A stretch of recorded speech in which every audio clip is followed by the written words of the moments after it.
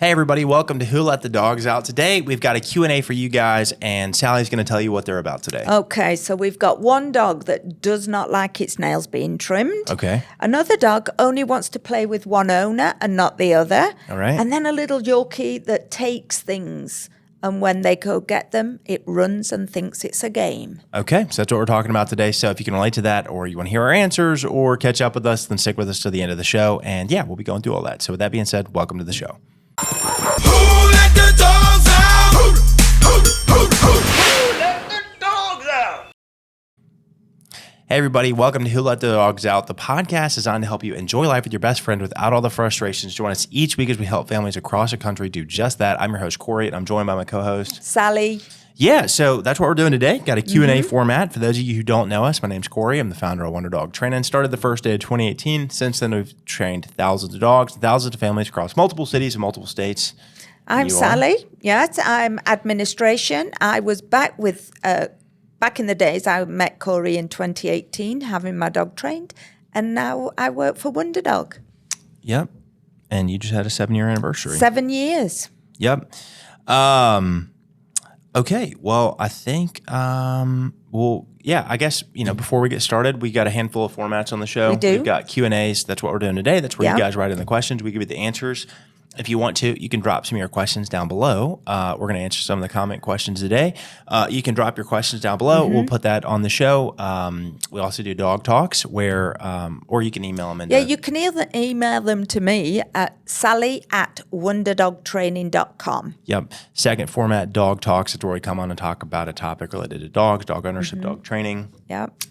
You can also email topics to Sally or suggest them down below. Yeah. And then lastly is interviews. So we've interviewed some great professionals, so go back and check those out. We've got some upcoming. So anyways, be waiting for that. And let me tell you, and Corey doesn't know this, we've had 2 people contact us wanting to be on the podcast with us. Yeah, I do know that. He does know. I mean, I went to my email. We Yeah. That's good. Yeah. I'm glad you know, so now I don't have to say anything. Yeah. They're just unfortunately, neither one of them are on brand at all. One of them's like acupuncture for pregnant women, and one of them's something else crazy, but neither of them are No, they're not part relevant of the to doggy.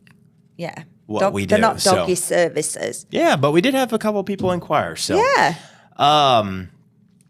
anyways, well, how's everything going? It's going good. Yeah. Yeah. I've got a new neighbor. Oh yeah, me. Yeah. I think we yeah. already talked about that on the last I know, show. but now I know. We've got this new thing today, everyone, that Corey can't call me and go, hello, neighbor, because when he does, hello, neighbor, he's actually wanting something. And he realized that. So now he has to, if he doesn't want anything, he has to introduce himself a different way. Hey neighbor. So Isn't that funny? yep. So she's come through with some stuff. Yes. Needed some towels the other day to borrow. Some Diet Cokes. Diet Coke. Yep. So she's been coming through. Yeah. So Hello, neighbor. hello neighbor. It's going good. Yeah. No, it is. Sully gets to see him more. Sully That is went. nice. Sully went round to look at his new house. Oh yeah, he did come by, didn't he? He was the first puppy to be in the new McDaniel home. under current ownership. Yes. Under current ownership for sure.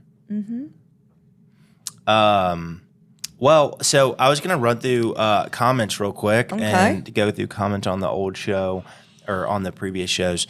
One says, hey guys, love the show. Do you have any advice on how to introduce a dog to cats? My brother has a dog and I have 2 cats at home. He visits every now and then and he leaves his dog in the car. Eventually they have to meet. I think we should do that. Write that down. We need to do that. That's actually Gideon's son.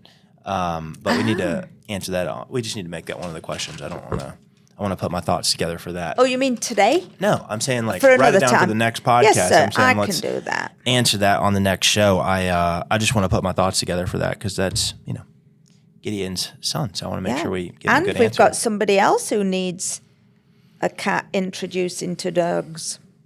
You're talking about in my life? Oh yeah, yeah. Oh, here you go. Thank you. Here's your pen. This is a comment we got on the 777 puppy episode that we did a while back. Funny enough, that's our second most viewed podcast, 515 views at current. Wow. Yeah. So, anyways, but somebody commented and said, these people are going to kill puppies with this really bad advice. A 7-week-old puppy is not immune to parvo yet. Why would you tell people to take a vulnerable puppy into public, let alone a park? Parvo lives in the ground. This video needs to be taken down. People will believe this video and puppies will die. I learned the hard way with Parvo. Crying emoji. We listened back to the show, and I do appreciate the comment, and I appreciate the concern. I really, really do. Because I am also very concerned about Parvo and puppies dying. That is also high on my priorities of concerns, or high list of concerns. High on my... Anyways, you get what I'm trying to say. Yeah, you're people. concerned about their welfare. Yes, exactly. And so, anyways, I appreciate the comment and the concern. We listened back to the episode, and I didn't say anything remotely close to what this lady is suggesting. I would not say I did not say take your puppy to a park. I know for a fact I didn't say that. We also mentioned at the beginning of there that 777 doesn't necessarily mean it has to be done at 7 weeks old. Right. We said there was, we did say 777 because it lined up nice for the title, but it was more about socializing your puppy in broader categories, 7 broader categories. Most people do not get their dogs until they're around 8 to 10 weeks. 8 to 10 weeks. Yeah, most of them 8 weeks. And all the way through that taping, it was said, their welfare is priority. Don't take them to, I said don't take them to high dog traffic areas. I know for a fact. I still tell every puppy owner that. Don't take your dog to high dog traffic even though areas. the vets is high traffic and you have to go there. But right, and I did say on the podcast how ironic that you have to take your dog to the vet, which is statistically likely going to be the place where the most sick dogs are, is going to be at the vet. And I said that's kind of ironic, right? Yeah. But yeah, I did not say take your puppy in public. And I think most people, if they've got a young puppy at 7 weeks, they're not taking them out to parks and high dog trafficked areas. Right. They mainly stay at home learning things. But, But there are proper ways to socialize your puppy. Like if you know for a fact that like there's another dog in your life, like my parents' dogs, for example. My parents' dogs, I don't know if I'd introduce my puppy to them. I don't know if they really like dogs that much. But if they did, they do have all their shots and stuff. So I know for a fact that that would be safe for me to take my puppy around their dogs because they have all their shots, right? Yeah. So that's what we're saying there. I didn't say take them to a dog park, take them to, Shelby Farms or anything like that. I didn't let them walk around Hollywood Feed or Petco. I didn't say that. So anyways, I appreciate the concern. Very sweet. I'm also concerned about it. Something that's high on my list of concerns, but not something I said. No, we would not encourage you to put your dog at risk. No. And then Stafford commented and said, what? With Stafford, he just makes me go, ooh, every time you mention him. Yeah, this is an interesting comment, though. He says, hey, guys, how should I handle an abusive dog owner? I occasionally see a dog owner abusing his dog on walks. I don't know. Call the police, I'd say. Yeah, I mean, my first thought would be, I guess I have a number of thoughts. I mean, if it's really that bad, where it's like police worthy, then it'd be like call the police, But there are new laws now, aren't there, for doggy abuse? Right. Yeah. Call the police, confront the person, say, hey, that's not cool, talk to them about it. I mean, you've got some experience training your own dog, Just don't put yourself at risk. Yeah, but I would say talk to the person about it. Yeah, I don't know. I hadn't really ever thought about this. I don't really know. I mean, if I ever see like a video of somebody abusing a dog, it makes me want to be violent. So every now and then you'll get a video of like a trainer from a training company who has like, they're hitting a dog behind closed doors and it's caught on video or something. I mean, that makes me want to be violent. So, if I saw somebody like actually abusing a dog, I don't know if I could control myself, just if I'm just being honest. So, I don't really know. I would say if it's like bad enough abuse, absolutely call the police, maybe follow the person, get their address or something like that. Follow the person, get their address, call the police, take a video of it so you have evidence. That's a good thing. Take a video. Confront the person. Maybe I don't know. That would be kind of what I would say. I think.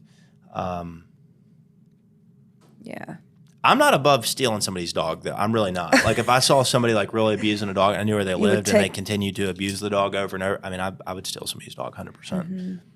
Yeah, 100%. I actually almost did steal somebody's dog one time. It was just too mean. The dog was mean? No, yeah, the dog was mean. Yeah, it was tied up in a backyard. It was in terrible living condition. I think me and the client ended up calling the, like, local rescue shelter place or whatnot, like animal control, whatever, just to report it. But I would have probably stolen that dog had I. But it was not a fan of me. I was like tossing it stuff over the fence because they're real skinny, so I was tossing it treats over the fence and stuff. But even still, just didn't care. Didn't want to be my friend. So, well, I should imagine there was a lot of fear there. Probably, yeah. But bless. Anyways, So, anyways, that's it. We're caught up on comments. Okay, guys. Well, let's jump into the show. Let's do it. Okay. So we come across this at the shop, but not to this extent. This one is, my dog hates having its nails trimmed and gets aggressive, tries to bite. Should I sedate him or muzzle him? Can you help? I'm trying to think here.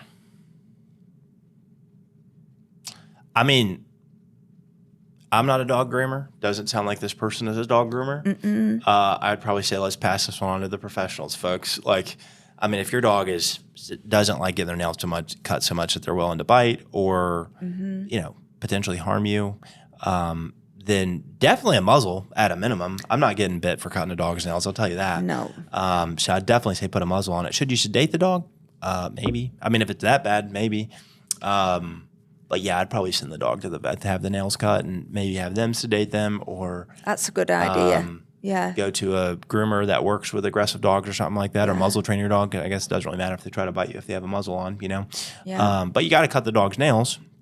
So, I don't know. I don't have a ton for that one. I mean, and like, there are certain things where it's like, you can, hypothetically, you could socialize the dog to like the nail clippers or whatever and put them around them and get them used to them and stuff like that and grab their paws and stuff. But it's like, man, if they really don't like it that much, like, take a long time. I just don't know if the juice is worth the squeeze on like trying to do like, desensitizing the dog to getting their nails cut or counter conditioning or something like. I just don't know if the juice is worth the squeeze, on that one. So, anyways, go to your vet. Yeah, probably the best idea. Yeah. Question 2. Okay, this is funny. Well, it's not funny for the person, but it's funny for me. My dog only wants to play ball with my wife. I try to get her to play with me, but it just doesn't happen. Is this a one owner type of thing? I feel shunned. Oh, poor fella. Bless. The dog don't want to play with him. That makes me feel bad. I'll play fetch with you. That's sad. We can get the baseball gloves out and toss the ball back and forth. So, real quick, my dad, this actually is kind of sweet. My dad just bought 2 baseball gloves so we could toss the ball back and forth like we did when I was a kid. Oh. So that's actually been pretty fun too. Just backyard, just on a Sunday, just toss the ball back. It's kind of fun because it's like there's just not much to do. So, man, I don't really know. I'll be honest, this is the first. I don't know if I've ever had. Maybe I have. Maybe. But, how would I go about this? My first thought when I was listening to you ask the question is I'd probably find a toy that the dog really likes, like maybe its favorite toy ever, and I'd like reserve it only for me. Okay, and that's I'd be a good tip. Yeah. Because like whenever you're doing like working dog training, like a lot of times like toys are just like, they don't just have toys out and about like the same way that necessarily. And so anyways, me had this one toy. It was a tug. It was like a tug. I think I put it in her coffin with her if I'm not mistaken. I think so. Yeah, I think you did.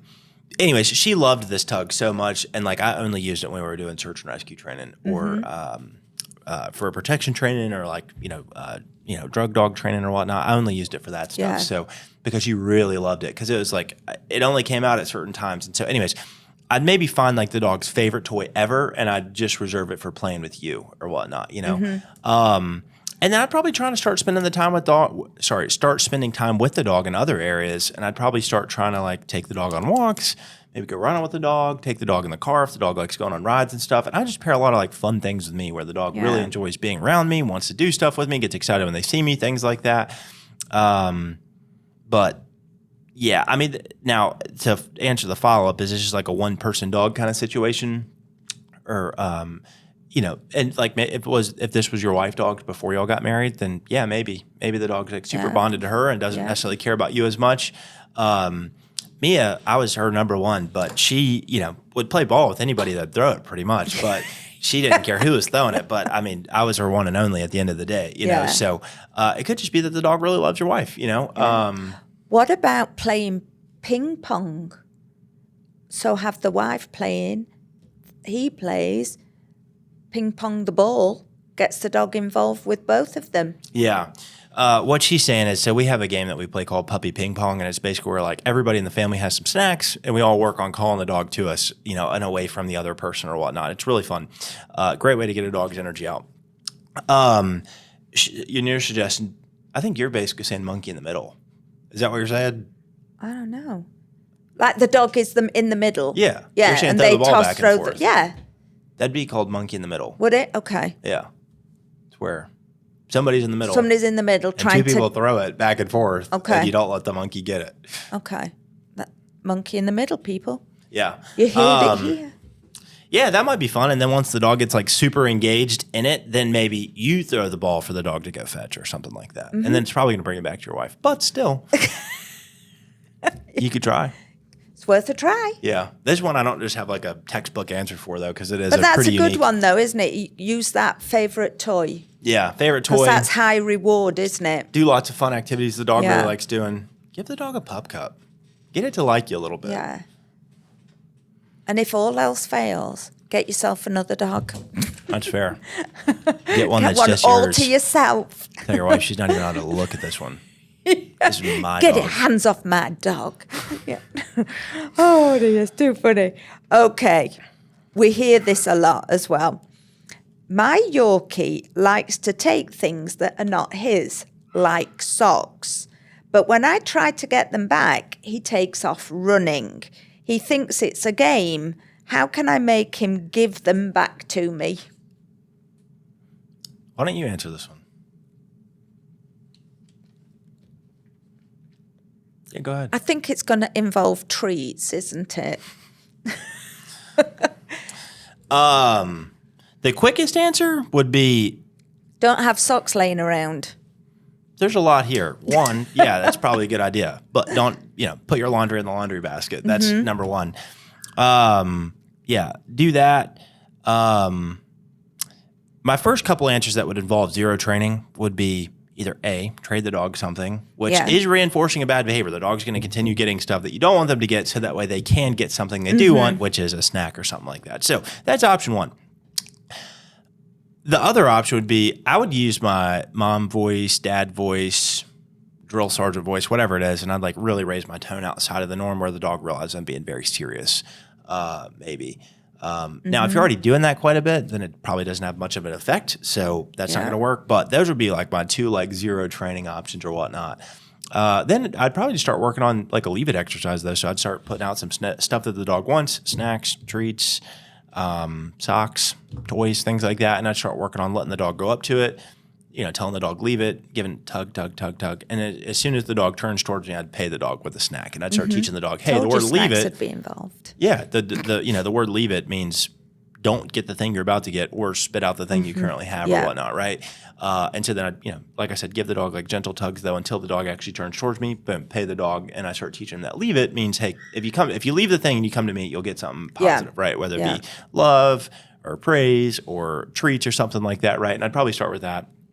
And then once the dog has a firm concept of that, then I'd probably layer in some sort of correction for not leaving it. And that could be, I mean, there's a bunch of them. Gotcha. Yeah.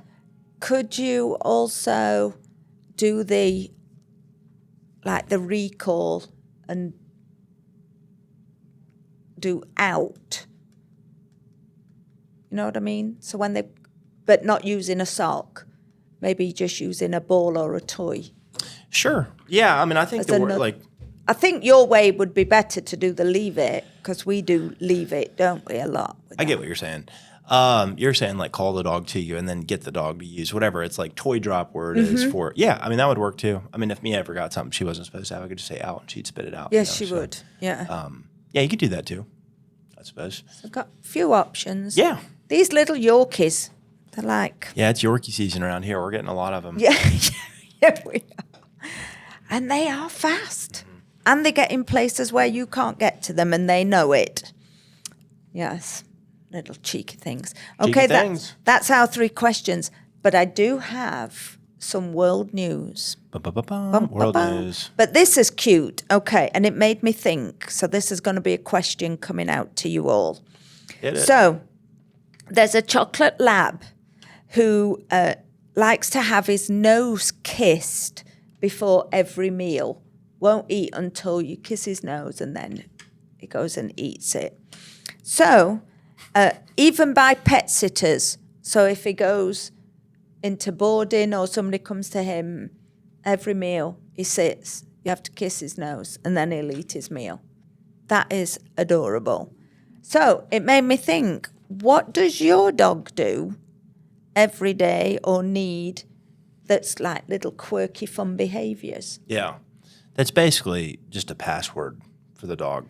Is it really? Yeah, I mean, the password's the kiss. As soon as the dog gets the kiss, the dog can go eat. I never thought it like that, but that's cool, isn't it? It is cool. Very unique. Very special. Yeah. Because Sully's quirky little behaviour is he has to have loves first thing in the morning on the bed before he'll get up. And he has to have loves last thing at night when we go to bed. Aw, that's And then sweet. he'll go off to sleep. That's sweet. And, I mean, he needs loves. He'll come up and he'll go, Yeah. And you say, yep. And then he lays across me and it's head to toe, tiddle, tiddle, tiddle. Then he rolls off and he's in the crease of my arm, and then you still tickle, tickle, and then he rolls off and goes to sleep. That's funny. If we were going to make a list of Lenny's quirks, we'd have to write a novel. That boy. Yeah, but it wasn't. I know he got more loving as I think he watched Sully. Yeah. And he started to mimic some of those behaviours as well. That's sweet. That is sweet, isn't it? So, yeah, let us know if your dog likes to do something. Mia's was landscaping. You remember her tearing up the grass? Yeah. Yeah. She would do that every day. Just every day. Just toss it aside. Yeah, she'd drop a tennis ball, and then she would literally just start pulling grass out of the earth and just throwing it in the air. Every day. Her whole life. Did it her whole life. She loved it. Isn't it funny? A little landscaper. Bless. Yep. So, yeah, let us know what your dog does. Yep. And we'll let everybody else know. Yeah, for sure. Drop it in the comments down below. Yeah. Let us know what your dog's quirk is. Yeah, that's pretty much it. You got anything else? No. Do Okay. you have anything else? Do we not have a trivia question? No trivia this week. No trivia, look it up. everyone. That's okay. No trivia this week. Okay, well, guys, thank y'all so much. I forgot to say this at the beginning of the show, but if you got any value out of today's show, you learned anything, made you laugh, made you think, whatever it is, feel free to send it to a friend, family member, colleague, or something like that. Just help us get the word out. If you're listening, you haven't subscribed, hit the subscribe button. That'd mean the world to me and Sally, so we can keep growing our numbers and growing the show. Really, we're going to keep doing the show, but it makes us want to do it more whenever we got the numbers growing. So anyway, subscribe if you don't mind. Share it with a friend, family member. Click the like. Yep, that helps too. Helps and the then, algorithm. It does. And then, drop a comment. Engage with us. We'll Yeah, read it on the show. please do. Well, yeah, guys, thank y'all so much for tuning in. And yeah, remember, you can get your dog trained. That can buy you some peace, but the only way to true peace is with Christ Jesus. So thanks so much, and we'll see you soon. Bye. Bye.